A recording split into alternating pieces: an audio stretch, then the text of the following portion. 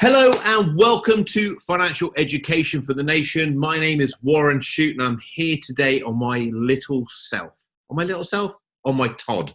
On my own. Just me and you listening to me.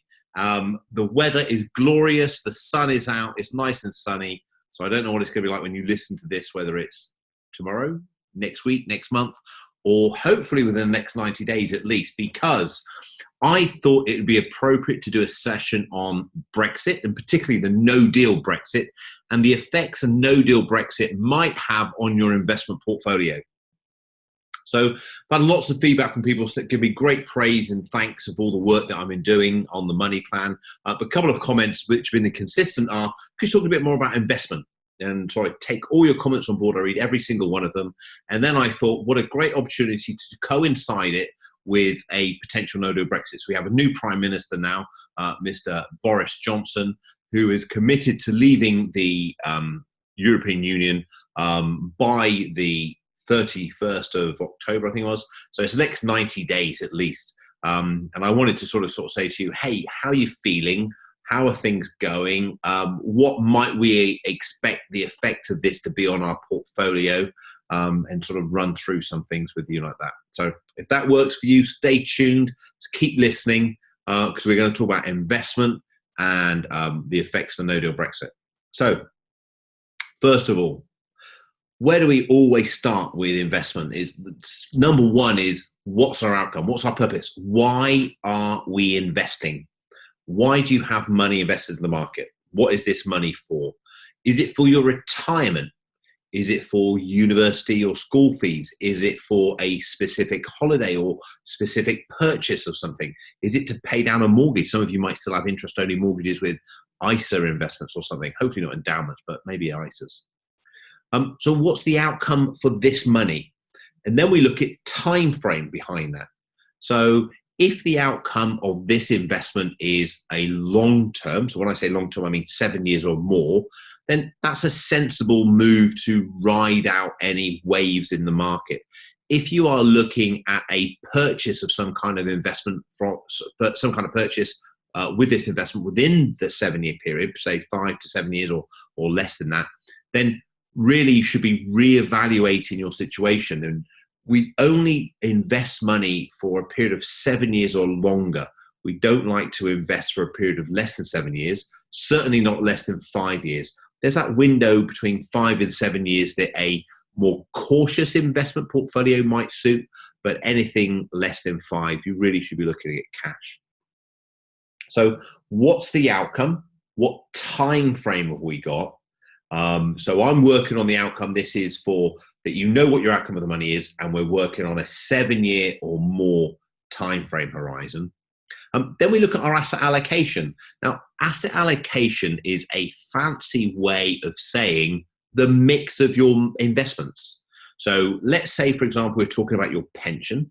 When we remember, a pension isn't an investment. A pension is a wrapper, same as an ISA is a wrapper. They aren't investments, they're wrappers.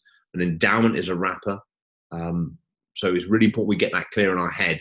They're accounts or wrappers. So when we look in this, when we open up this pension, have a look inside what's in there, we have in there our investments. So if you go online to your investment portal and open up the account and have a look on there, you open up the account wrapper and we see in there possibly one or more investments. Now, ladies and gentlemen, without sounding patronizing, I did a presentation the other day and I said the same thing. An investment is an asset that produces something, typically a rental income or a profit. An investment is not a commodity that moves in line with speculation or supply and demand. So things like gold, oil are not investments. Currencies are not investments. Cryptocurrency, for goodness sake, is not an investment. It's a speculation on a commodity. So we really want to see in there either bricks and mortar property, or we see property funds, or we see equity funds or bond funds. So equity means stock market, bonds meaning fixed interest loans to companies or governments, or that kind of thing, or a selection of a number of different things. So the asset allocation is the mix of equities and bonds for most of you at least. Now, depending on our risk profile, and that means depending on the level of risk we're willing to take with our money, depends on how much equity we'll have in there relative to how much cash or fixed interest we'd have in there. Because generally speaking, fixed income investments or fixed interest investments are lower risk than equities. There are exceptions to the rule, but this is a general education video, so I don't want to go into too much detail. And if you are willing or prepared to accept more risk with your money and therefore have a higher expectation of a return, you are more likely to have a higher allocation to equities. Okay. Now, a higher allocation of equities means that you will experience greater retracements, pullbacks in the market, and hopefully greater acceleration, so growth in the market during good times. A greater allocation to fixed income or fixed interest investments means you won't experience such great extremes, but a more consistent return, which often averages at a lower return. Okay, so one thing that's important to know is that if you were 100% allocated to the stock market, you would expect a greater average return over time than someone that was 100% allocated to fixed interest or fixed income. Okay. However, if you were 100% allocated to the stock market, you would expect a greater drawback or retracement, decline, fall, whatever term you'd like to use. I use retracement because it's typically a temporary thing. A greater retracement in the stock market. That retracement has historically been up to 50%. Now, it's important to know this. So when I do my money plan presentations, I generally get everyone to stand up and I say, okay, if we've got £100,000 invested, and generally that's a sizable enough sum for most people. If you're listening to this and you're particularly wealthy, you might want to say, okay, if I've got £1 million invested, if that money were to retrace 10%, it goes down to £90,000, how do you feel? If it goes down to £75,000, how do you feel? If it went down to £50,000, how do you feel? The reason I keep reiterating this, how do you feel, is because it's our emotions that drive our decision making. And if we begin to feel uncomfortable when the money starts retracing down to £75,000 or £50,000, we are too heavily weighted to equities. We are too exposed to risk. Although we might want the returns, we're only going to get those returns if we stay invested in the market over the long term. So individual years can vary quite dramatically. You might have a couple of flat years for a period of time and then have an acceleration and where that great return is going to average out the flat years. But if we have those flat years and we come out of the market because we think, oh, it's not working, we lose that acceleration. It's time in the market that's going to reward us, not timing the market to try and jump in and jump out. And one way that we stay in the market is getting our asset allocation right, our risk right.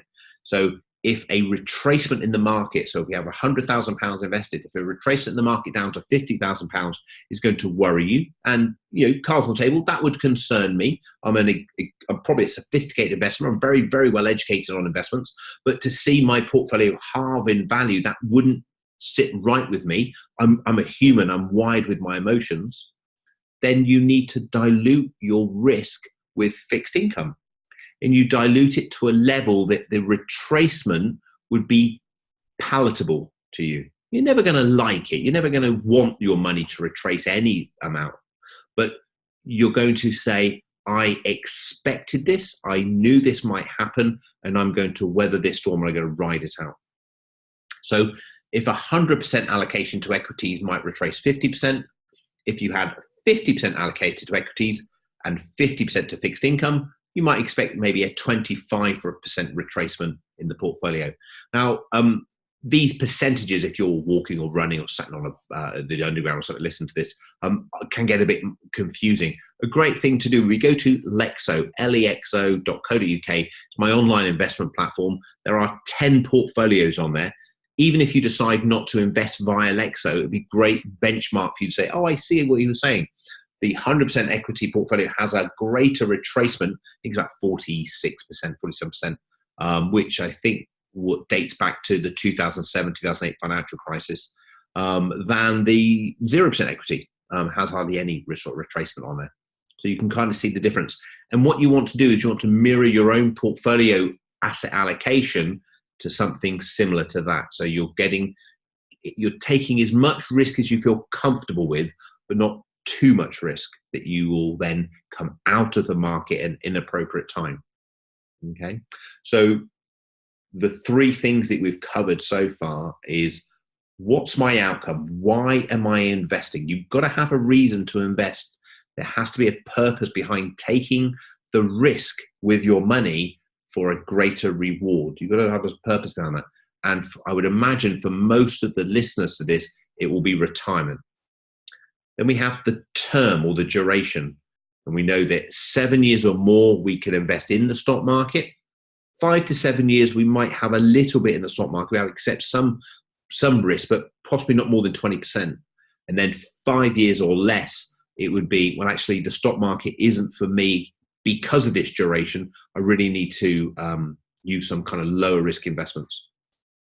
And then we look at the asset allocation and the mix of our investments. And generally speaking, the two main asset classes you're going to hold are equities or stock market, and then fixed income. I just want to talk about those a little bit more, but we've discussed that a 100% allocation to equities might give us a 50% retracement, and therefore a 50% allocation to equities and a 50% allocation to fixed income will give us about a 25% retracement. But looking first of all at the management style, so how does the money get managed, whether you do it yourself or you pay a professional to do it or you use an index fund, what I would say is doing it yourself is fun. It can be. If you're interested in investing, it's interesting, it's good. But you're never going to know more than a professional.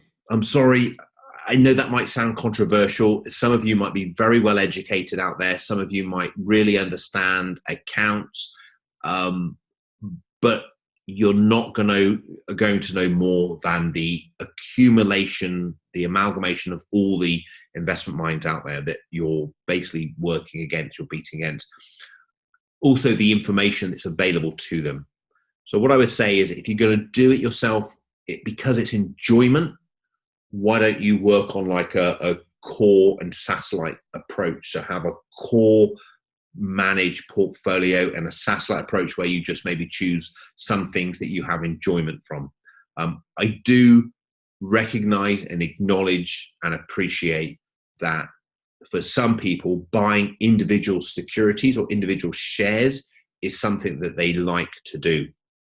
However, the amount of compelling research shows that it is very, very, very unlikely that you will outperform the market on a risk-adjusted basis. So do it with the knowledge that you're less likely to outperform the market.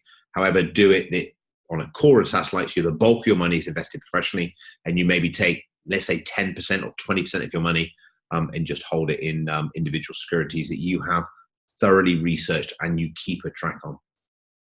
So that's do it yourself. Then we've got the argument between active management and index managed. So in other words, you pay a fund manager for him or her to manage your portfolio. That could be through an individual fund, or it could be on a discretionary fund management basis where they look after the whole portfolio. Or you decide to choose an index fund through somebody like Vanguard or Dimensional Fund Advisors. That's who we use on Lexo. Again, the compelling research really does say that even the professionals struggle to consistently outperform the market. There's some big names out there who still promote active fund management, but I want to say the intelligent money goes in index funds, goes to the index funds, and you get your additional return by adding tilts. So you maybe buy core of the world market, and then you might buy a little bit more in smaller companies or value companies, that kind of thing. But professional fund managers, after charges, really do struggle to beat the market. Now, this is might be surprising for some of you to hear, and it might be a story that many of you heard so many times that actually, Warren, tell me something new that we don't know yet. But for a lot of you, you might already be in actively managed funds where a fund manager, and I won't mention any names, but there's dozens of them out there, is buying and selling shares on your behalf, trying to beat the market. Those fund managers struggle to consistently beat the market after fees, so much so that the index guys tend to be winning most of the time now. And an index fund is typically where you just buy the whole market. So there is a fund management group behind it. Because they're not buying and selling all the time, their fees are considerably lower, massively lower, and they just buy the whole market.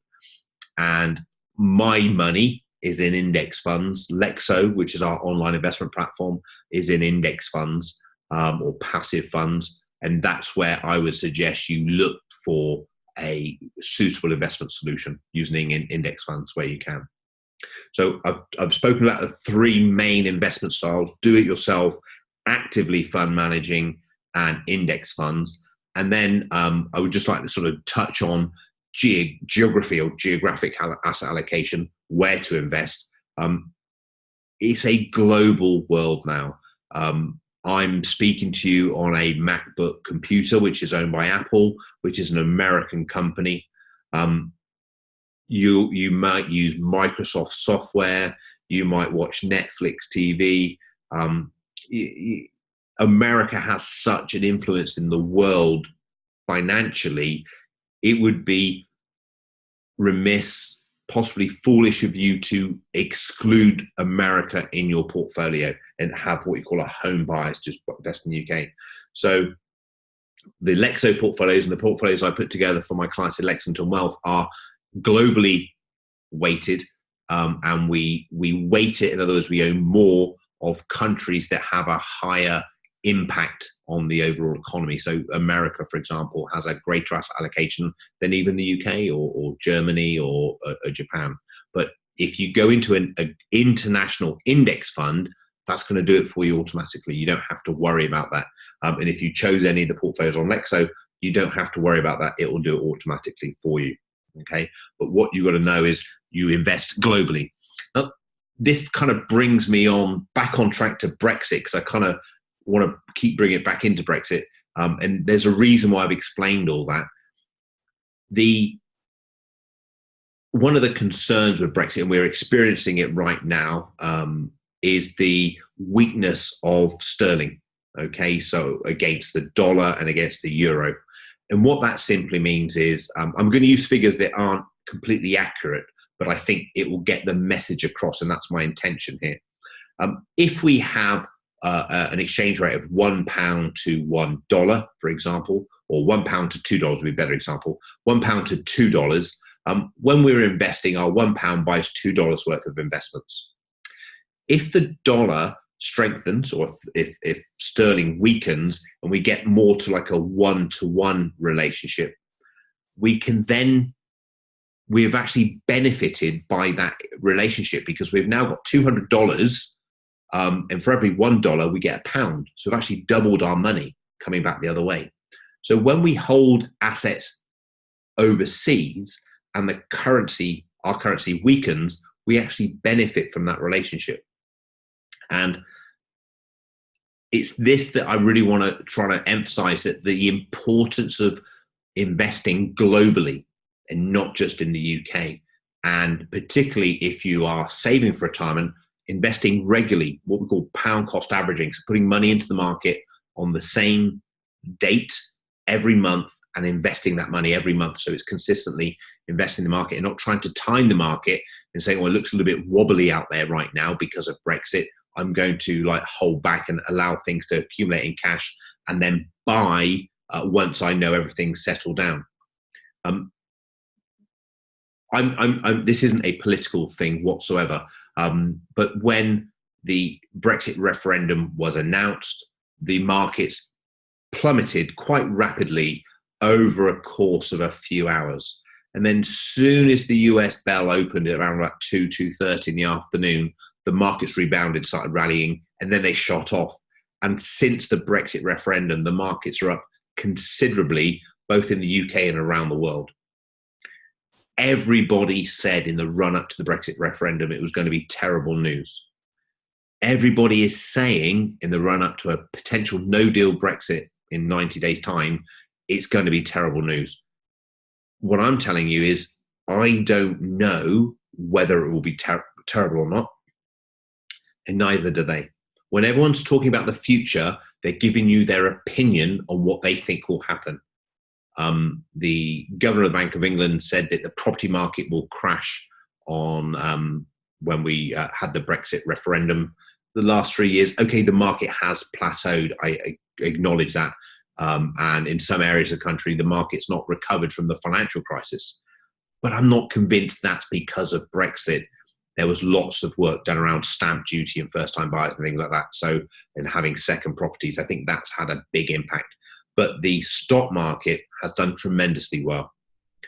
I don't know what's going to happen after the 31st of October, whether the market will go into a correction phase where it will retrace, or whether it will skyrocket because of whatever news that it thinks is going to happen. And neither do you, and if I'm honest, neither do they. They'll give you their opinion on it, but they don't know. But what research has told us is if you stick to the rules, you know your outcome, you've got 7 years or more, you're investing consistently, you're taking as much risk as you feel comfortable with, i.e. 100% equity down to say 50% equity or so, and you're investing globally, you're investing in global index funds, and you're doing the right thing with your asset allocation, so you're choosing the right portfolio, etc., you will weather the storm. You'll be fine. You'll weather the storm. I'm going to say you'll be fine. I want to say you're fine. You'll be fine if you get your asset allocation right. That's the key thing, because it will go down at some point, whether it's a no-deal Brexit that's causing it to go down, or whether it's an awful terrorist attack, or whether it's a mounting of corporate debt, or whatever it might be. We've had a tremendous run in the stock market now pretty much since the 2008, okay, which is when we were coming out of the financial crisis. There is very likely to be a breather in the market at some point. The thing is, I don't know, you don't know, they don't know, but the way they talk is they don't think they don't know, or they think they know, whatever it might be. And what I want you to do is filter out that noise and just say, I have an investment strategy. My investment strategy is to allocate X to the stock market. My investment strategy says I'm going to invest globally, not just in the UK. My investment strategy says I'm going to keep my fees to a minimum because I keep more of the return, and I'm going to invest in index funds. And my investment strategy says every single month, no matter what, I'm just going to invest monthly into the stock market. Now, what we've concluded is in the next 90 days from this talk, at least, when the potential no-deal Brexit, or hopefully a deal Brexit, comes to fruition, we don't know what's going to happen on the other side of the stock market. Okay, we've agreed that we don't know. But because we're investing for 7 years, and because we've done all our checks, we're okay to stay investing. Because historically, going back to, 30 years, I think, the stock market's averaged, global markets have averaged about 9% return a year. And that is a great return for anyone, 9% return a year. And all I would say is you only get that average return when you stay invested in the market. Because remember, there are going to be some lean periods and there are going to be some really high periods. And it's often during those lean periods where we say, oh, I'm going to change my strategy. This isn't working.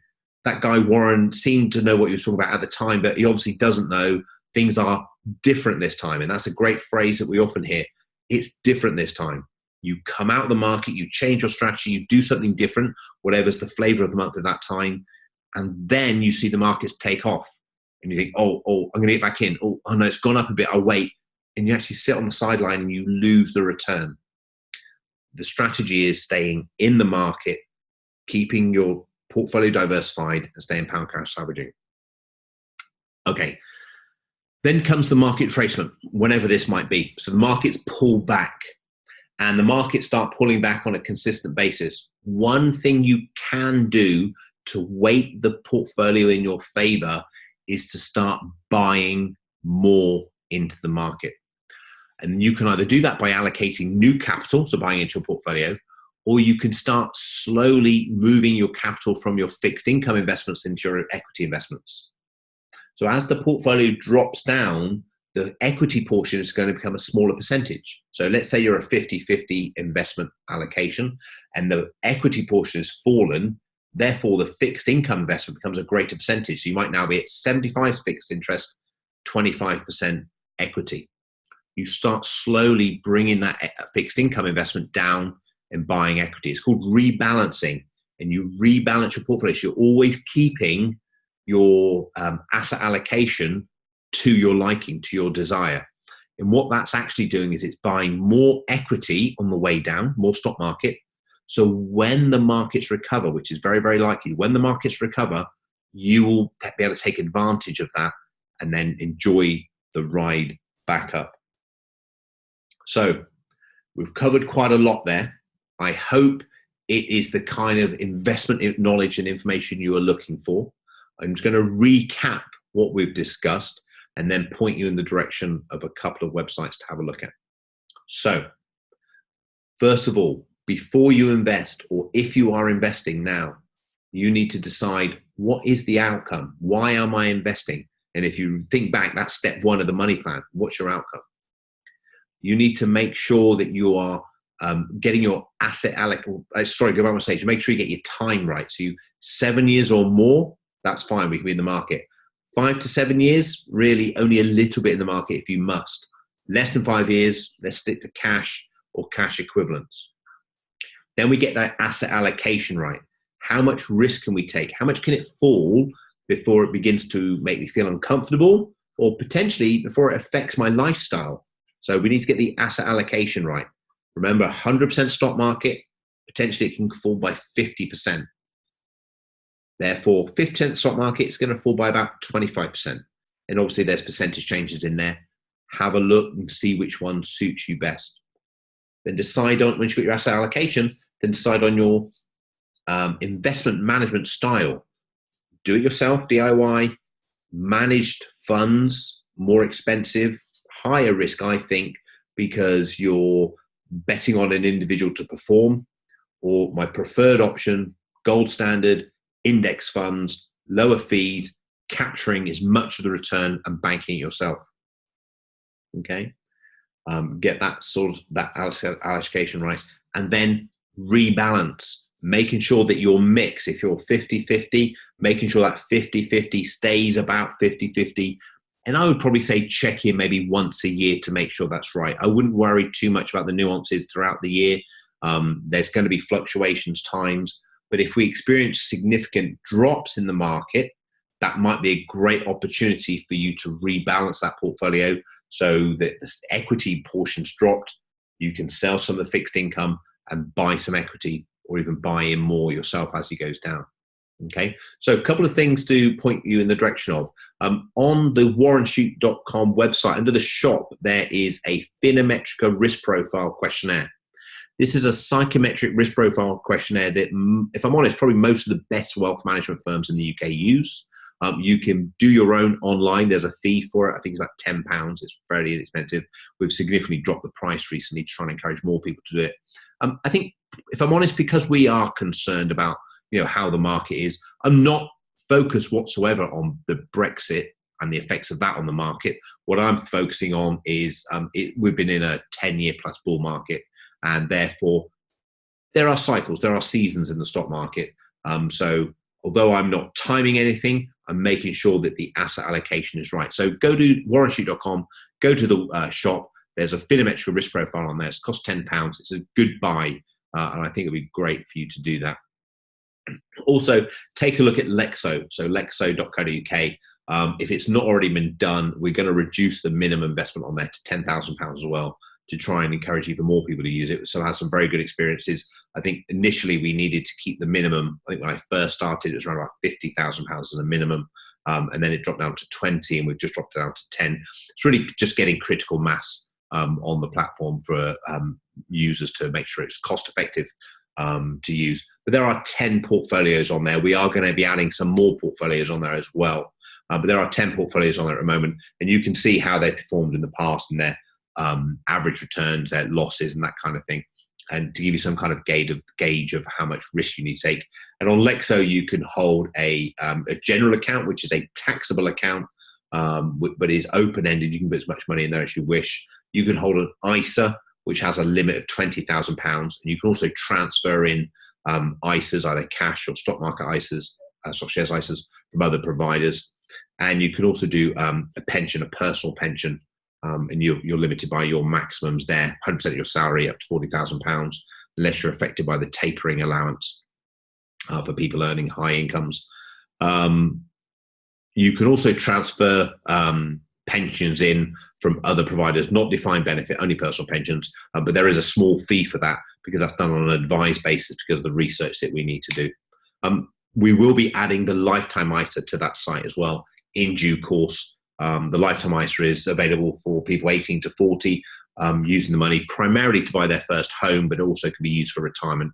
It's a great vehicle, £4,000 with 25% bonus from the government. So that's a fantastic. That will be added in due course. It can be done now. So if you really, really do want it, let us know and we can actually arrange it for you.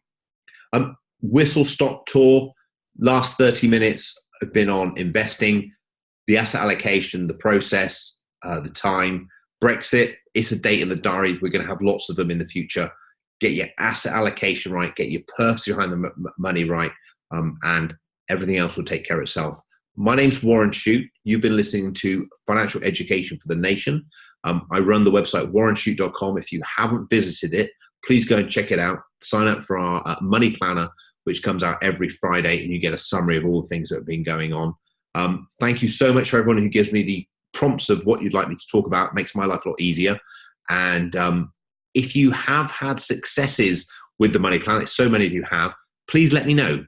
Drop me a line. We have now a Hall of Fame. It might not be up yet. We're creating a Hall of Fame of all the success stories of all the people that sort of let us know how things are going. It's wonderful, and it's nice.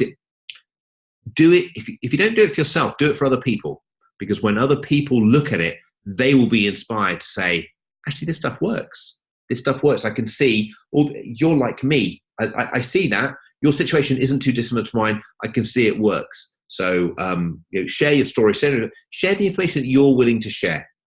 That's all I say.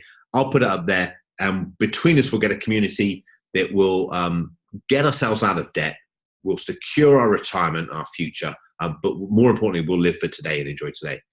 Thank you so much for listening, and until next time, enjoy the lovely weather we're having, and I'll see you next week. Take care. Bye-bye.